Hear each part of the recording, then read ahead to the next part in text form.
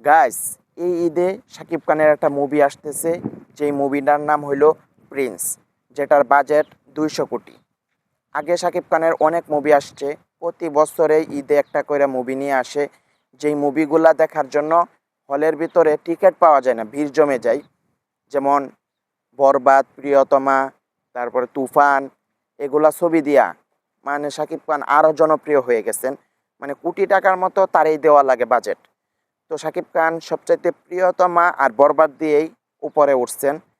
আগে তো তাকে মূল্যই দিত না, শরীর ছিল চিকন চাকন, ভালো দেখা যাইত না, ডিরেক্টররা মূল্যই দিত না। আর এখন তাকে দিয়ে মুভি বানানোর জন্য ডিরেক্টররা পাগল হয়ে থাকে।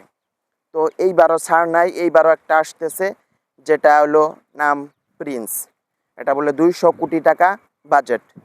শাকিব খানের এই ঈদে এই মুভিটা বর্তমানে ট্রেইলারটা দিছে, ট্রেইলারটা ছাড়ছে, মানে ডিরেক্টররা এরা পোস্ট করতেছেন। এই ট্রেইলার দেখেই মানুষ পাগল পাড়া হয়ে যাবে, মাথা নষ্ট হয়ে যাবে।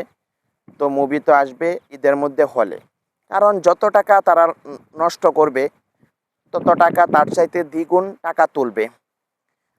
আমরা 700-800 টাকা দিয়া আমরা কিছু না করতে পারলে মুভি দেখার জন্য পাগল পাড়া হয়ে থাকি।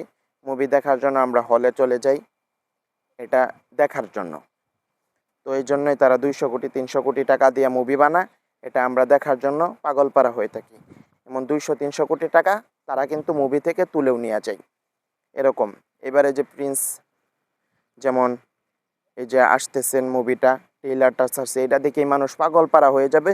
তারপরে ঈদের মধ্যে দেখার জন্য তো মানুষ 700-800-1000 টাকা টিকিট কেটেও দেখবে, এটা আমি জানি।